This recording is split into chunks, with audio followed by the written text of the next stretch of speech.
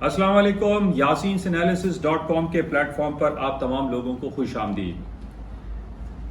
Daily basis पे या weekly basis पे या आफ्टर एवरी 2-3 डेज पे आपसे मुलाकात होती है इस प्लेटफॉर्म पर और वो तमाम बातें शेयर की जाती हैं जो कि मार्केट को मूव करती हैं। आज हम ये देख रहे हैं कि आज बड़ा इंपॉर्टेंट डे है। आज जो तारीख है वो हर साल पहली बार आती है और एक ही बार आती है और इसके अंदर 1111 जो है 4 बार आते हैं, यानी आज डेट है 11 नवंबर, आज है 11/11, आज डेट है 11/11, आज डेट है सिंगल्स डे सेलिब्रेशन की, आज डे है बैचलर्स डे को सेलिब्रेट करने का, आज वो दिन है जिसमें huge discount shopping festival celebrate किया जाता है पूरी दुनिया में। आज हम ये देख रहे हैं कि न सिर्फ पाकिस्तान में बल्कि खास तौर पे चाइना में बेस जो Alibaba.com जैक मा की कंपनी है, उसने ये जो B2B एंड B2C यानी business to business, business to consumer, consumer to business जो एक सिलसिला शुरू किया है फॉर लास्ट 15 ईयर से, वो आज उसका 15वां या 16वां दिन है, 16वां साल है, उसको ये सेलिब्रेट कर रहे हैं। तो बहरहाल आज का दिन बड़ा इंपॉर्टेंट है। कल से मैंने आप तमाम लोगों की खिदमत में ये बात पेश की थी कि 4-5 खबरें जो है मार्केट में बहुत ज्यादा सर्कुलेट कर रही हैं। कल जो सबसे बड़ी इंपॉर्टेंट हमारे पास खबर थी कि अमेरिका के कंज्यूमर प्राइस इंडेक्स यानी CPI यानी इफराते जर की शरह यानी महंगाई की शरह के हवाले से बड़ी इंपॉर्टेंट खबर आनी थी। शाम 6:30 बजे कल मार्केट में ये रिपोर्ट आई और मैंने दोपहर 3-4 बजे से आप तमाम लोगों को ये बताना शुरू कर दिया था कि आज मार्केट में यानी कल मार्केट में एक भूचाल जैसी कैफियत होगी और मार्केट में वन ऑफ द बिगेस्ट जो अमेरिका की रिपोर्ट होती है जिसको हम कंज्यूमर प्राइस इंडेक्स कहते हैं वो रिलीज होगी। और कल यही हुआ कि मार्केट में रिलीज होने के बाद जो पैनिक सिचुएशन क्रिएट हुई है यानी गोल्ड, सिल्वर, करेंसीज, स्टॉक्स में जो तेजी आई है मार्केट में, ये हम देखते हैं कि महीने में या 2 महीने में एक बार ये ऐसा होता है कि मार्केट में ऐसी भूचाल जैसी कैफियत होती है।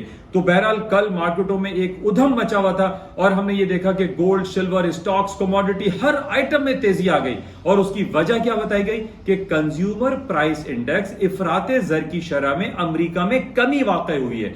कमी वाक़ई होने का मतलब यह है कि अमेरिका जो आखिरी इस साल की मीटिंग होगी FOMC federal open market committee, उसमें अपने शरह सूद में इजाफा शायद ना करे और अगर करे तो हो सकता है 75 बेसिस पॉइंट, जो कि पिछले 4 बार उसने 75 बेसिस पॉइंट इंटरेस्ट रेट बढ़ाकर अमेरिका का इंटरेस्ट रेट अब 4% हो गया है, वो शायद 75% ना बढ़ाए बल्कि वो 50 बेसिस पॉइंट बढ़ाए या वो 25 बेसिस पॉइंट बढ़ाए या हो सकता है ना बढ़ाए। तो ये जो सेंटिमेंट्स क्रिएट हुए, इस सेंटिमेंट्स के बेसिस पे हमने देखा कल मार्केटों में अक्रॉस द बोर्ड पूरी दुनिया में, न सिर्फ अमेरिका में बल्कि हमने पूरे यूरोप में, एशियन मार्केट में देखा कि स्टॉक्स में बहुत ज्यादा तेजी आ गई, गोल्ड सिल्वर में तेजी आ गई। वो तमाम टेक्निकल लेवल गोल्ड का जो एक रेजिस्टेंस लेवल था 1745 का, वो भी टूट गया और इस वक्त हम देख रहे हैं कि तकरीबन 1780 के लगभग 1770 के करीब मार्केट ट्रेड हो रही है गोल्ड की और गोल्ड में और मजीद ऊपर जाने के चांसेस रोनुमा होते हुए दिखाई दे रहे हैं क्योंकि इसने टेक्निकली जो रेजिस्टेंस लेवल था 1745 का वो ब्रेक कर दिया।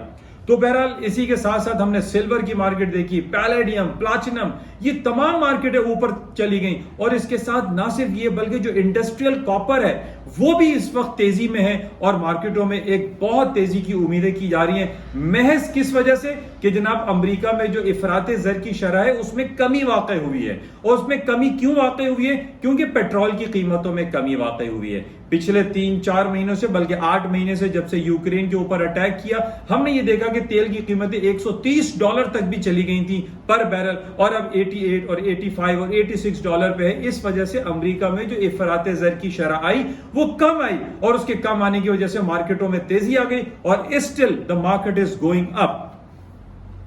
तो बहरहाल ये तो कल कंज्यूमर प्राइस इंडेक्स के बेसिस पे हुआ, लेकिन लेट नाइट भी मार्केटों में हमने ये देखा कि मार्केटों में तेजी आई। क्यों? उसकी वजह यह थी कि कल पाकिस्तान में जब रात के 9 बजे तो चाइना में रात के 12 बज गए और जैसे ही अमेरिका चाइना में रात के 12 बजे वहां पर 11 नवंबर की डेट शुरू हो गई और वो काउंटर ट्रेडिंग शुरू हो गई, वो शॉपिंग फेस्टिवल शुरू हो गया जो ऑनलाइन बैठ के हम और आप आजकल इसको इंजॉय करते हैं। और हम ये देख रहे हैं कि चाइना ने पिछले 15-16 सालों से ये जो 11/11 का सिलसिला शुरू किया है, इसके अंदर हर साल इजाफा होता चला जा रहा है और खास तौर पर जब ये कोविड का सिलसिला हुआ और उसमें घर में लोग लॉकडाउन और शटडाउन में बैठे हुए थे, इस वजह से ऑनलाइन शॉपिंग का सिलसिले में बड़ा जबरदस्त इजाफा हुआ। और हम ये देख रहे हैं कि चाइना में जो एक दिन में यानी विद इन 24 आवर्स जो शॉपिंग होती है उसने पिछले तारीख के सारे रिकॉर्ड ब्रेक कर दिए। यानी पिछले साल अराउंड डिफरेंट जो रिपोर्ट्स हमारे पास है कि $56 बिलियन या $76 बिलियन के रिकॉर्ड को ब्रेक कर दिया। बहरहाल आज रात के 9 बजे पाकिस्तानी वक्त के मुताबिक हमें यह पता चलेगा कि चाइना में 24 आवर्स में कितनी शॉपिंग हुई। तो बहरहाल एक ये ह्यूज शॉपिंग फेस्टिवल होता है, डिस्काउंट फेस्टिवल होता है, इसकी वजह से एक पॉजिटिव सेंटिमेंट्स क्रिएट हुए। और सीपीआई जो अमेरिका की रिपोर्ट आई थी कि इंटरेस्ट रेट नहीं बढ़ेगा, उसने और मजीद इसमें एक पॉजिटिविटी का अंसर पेश कर दिया और अमेरिका और पूरी दुनिया की स्टॉक पे एक भूचाल जैसी कैफियत रूनुमा हो गई। और इस वक्त भी हम देख रहे हैं कि पूरी दुनिया, न सिर्फ अमेरिका के जो फ्यूचर्स स्टॉक्स और S&P ट्रेड होते हैं, पूरी दुनिया की स्टॉक मार्केट इस वक्त पॉजिटिव है। और उसकी वजह सिर्फ और सिर्फ यही आज की तारीख में बताई जा रही है कि डबल 11 नवंबर आज डेट है, सिंगल्स डे डेट है, बैचलर्स डे डेट है आज। यानी वो तमाम लोग जो गैर शादीशुदा हैं, वो तमाम यंग लड़के लड़कियां जिन्होंने अभी शादी नहीं की है, उनका डे फेस्टिवल, उसको फेस्टिविटीज के तौर पे सेलिब्रेट किया जाता है। और इसकी इब्तिदा की थी मिस्टर जैक मा ने, जो कि alibaba.com के मालिक हैं। तो बहरहाल ये एक पॉजिटिविटी आज दिखाई दे रही है और मार्केटों में मजीद तेजी दिखाई देती है। अच्छा, दूसरी तरफ आज जो तीसरा वाकया आज है वो ये है कि आज अमेरिका में वेटरन्स डे हॉलिडे, अमेरिका के बैंक्स बंद हैं, अमेरिका की stock market, commodity and currency market खुली रहेंगी और वो रेगुलर क्लोज होंगी, जिस तरीके से नॉर्मल रात 12-1-2 बजे बंद होते हैं। लेकिन चूंकि अमेरिका में आज बैंक हॉलिडे है तो माइट पॉसिबल मार्केट में थोड़ा सा वॉल्यूम मैटर कर जाए कि अगर 100% वॉल्यूम है तो हो सकता है 80% या 70% वॉल्यूम हो, क्योंकि मार्जिन का प्रॉब्लम हो जाता है। लोग बैंक से ट्रांजैक्शन करते हैं, बैंक से पेमेंटें देते हैं और जब पेमेंट शॉर्ट होती है तो उसमें बहुत सारी लिक्विड पोजीशन हो जाती हैं, पोजीशनें लोगों की कट जाती हैं। तो बैंक हॉलिडे का मकसद सिर्फ आप जहन में ये रखिए कि मार्केट में वॉल्यूम मैटर करता है, क्योंकि ट्रांजैक्शंस प्रॉब्लम्स आ जाते हैं।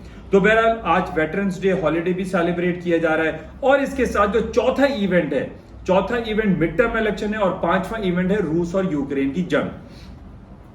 अब ये पिछले एक हफ्ते से यानी 8 नवंबर से ये कहानी और ये ड्रामा चल रहा है कि जनाब अमेरिका में रिपब्लिकन जीत रहा है या डेमोक्रेट जीत रहे हैं। तो हाउस ऑफ रिप्रेजेंटेटिव में जो उनका लोअर हाउस है उसके अंदर ट्रंप की पार्टी, रिपब्लिकन पार्टी जीत गई है और जो सेनेट है उसके अंदर महज एक सीट का मसला खड़ा हुआ है और उसमें भी अभी इबाहम पाया जा रहा है कि अमेरिका में चाहे डेमोक्रेट्स प्लस में या रिपब्लिकन प्लस में। तो बहरहाल इसको देखना पड़ेगा कि ये जो हंग पार्लियामेंट या हंग हाउस ऑफ रिप्रेजेंटेटिव या हंग कांग्रेस हो गई है, ये कब तक रहेगी और इसके असरात नेगेटिव या पॉजिटिव स्टॉक्स पे या वहां की इकोनॉमी पे क्या पड़ेंगे। बहरहाल सबसे ज्यादा यहां पर यह बात हो रही है कि डेमोक्रेट्स के जो मिस्टर जो बाइडेन वहां के प्रेसिडेंट हैं वो हारते हुए दिखाई दे रहे हैं। उनकी जो गिरफ्त है हाउस ऑफ रिप्रेजेंटेटिव पे वो छूट चुकी है और वो सेनेट पे भी हारते हुए दिखाई दे रहे हैं। अच्छा, मैं ये आपको बता दूं, बाज लोगों को ये मालूम नहीं रहता कि अमेरिका की कांग्रेस किसको कहते हैं। वैसे बेसिकली अमेरिका के दो हाउसेस हैं, एक लोअर हाउस कहलाता है, एक अपर हाउस कहलाता है।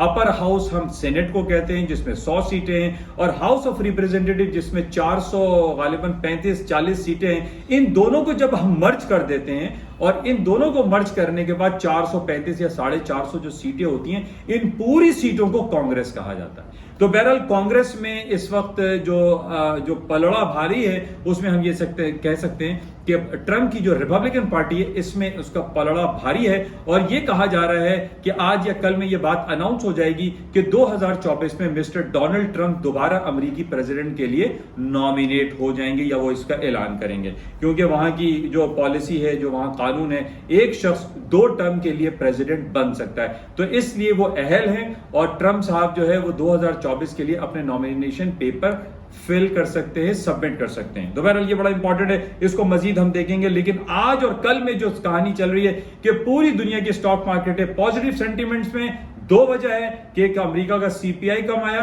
दूसरा डबल 11 की वजह से।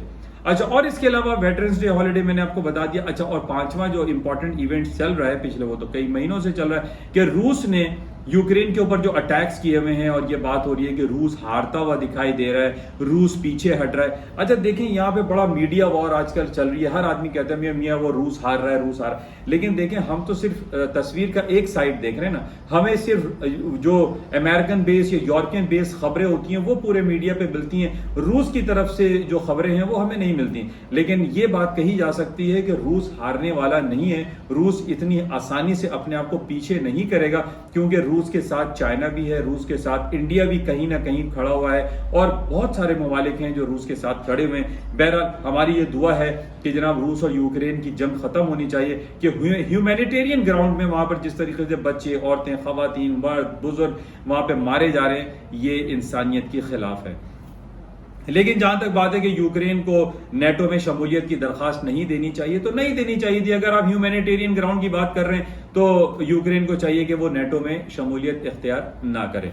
तो बहरहाल ये कुछ खबरें आपके साथ शेयर की गई हैं और ये बहुत इंपॉर्टेंट खबरें रही जो आपके साथ मैंने शेयर की है। और टेक्निकल ग्राउंड पे अगर हम बात करें तो गोल्ड, चूंकि गोल्ड पे सुनने वाले मेरे बहुत ज्यादा मेरे दोस्त अहबाब हैं, गोल्ड का देखिए टेक्निकल लेवल अब आ रहा है 1794, उसके बाद है 1805। ये तमाम लेवल्स हैं, अगर मार्केट इनको भी ब्रेक करती है तो ऊपर जा सकती है। अगर आप शॉर्ट सेलिंग में चांस लेना चाहते हैं तो 1805 के ऊपर के नुकसान को रखते हुए आप सेलिंग चांस ले सकते हैं। लेकिन मैंने पिछले काफी महीनों से मैं आपसे ये जिक्र करता रहा कि गोल्ड में सेलिंग नहीं है। गोल्ड में आप जो भी काम करें बाय करके चांस लें। मार्केट ने नीचे लो किया था 1620 का, फिर 1640 का इसका इंपॉर्टेंट लेवल था, फिर 1660, 1680। अभी इस वक्त जो सपोर्टिंग लेवल था वो 1680, वो भी तोड़ा। फिर उसके बाद मार्केट 1740, 1745 को भी ब्रेक कर चुकी है। तो मार्केट में ओवरऑल जो ट्रेंड है वो अपसाइड पर है, मार्केटों में तेजी दिखाई देती है। अब बहरहाल जो और उसकी तेजी की वजूहात आपके सामने है कि अमेरिका माइट पॉसिबल अगर अब इंटरेस्ट रेट नहीं बढ़ाता तो न सिर्फ करेंसी मार्केट में तेजी आ जाएगी बल्कि गोल्ड, सिल्वर, कमोडिटीज में तेजी आएगी, स्टॉक्स में तेजी आएगी। तो बहरहाल आप अपने पोर्टफोलियो को जब मैनेज करें तो इन तमाम खबरों को, इन डेटा को, इन फिगर्स को और जो भी सिनेरियो आपके गिर्द चल रहा है उस पर नजर जरूर रखें और उस पर नजर रखते हुए आप अपने पोर्टफोलियो को मैनेज कीजिए। बहरहाल आज दिन है 11 नवंबर, इंपॉर्टेंट डे है। इसको आप मलूज़े खातिर रखते हुए अपने आप के पोर्टफोलियो को मैनेज करें। और पाकिस्तान की जो खबरें हैं वो आपके सामने हैं। पाकिस्तान में एक पॉलिटिकल अनसर्टेनिटी काफी अरसे से है और उसी वजह से पाकिस्तान की स्टॉक मार्केटों में इतना ज्यादा करंट मौजूद नहीं है। पाकिस्तान की जो गवर्नमेंट में जो इनिशिएटिव लिए जा रहे हैं वो इतने ज्यादा खातिर खा नहीं है। खास तौर पे मैं डॉलर की बात करूंगा। डॉलर के हवाले से अभी तक पाकिस्तान गवर्नमेंट की तरफ से वो वॉर फूटिंग मेजर्स नहीं लिए गए हैं जिसकी एक आम आवाम उम्मीद करती है कि जनाब गैर जरूरी जो इंपोर्ट बिल है उसको हमें रिड्यूस करना चाहिए ताकि पाकिस्तान की जो अपनी करेंसी है वो स्ट्रांग हो सके और पाकिस्तान में जो डॉलर और बैनुल अक़वामी करेंसियां ट्रेड होती हैं जो अपने हाई रेट्स पे खड़ी हुई हैं वो डाउन हो सके। तो बहरहाल ये कुछ खबरें आपके साथ शेयर की गई हैं। होपफुली इससे आपको कुछ ना कुछ इस्तेफादा जरूर हासिल होता होगा।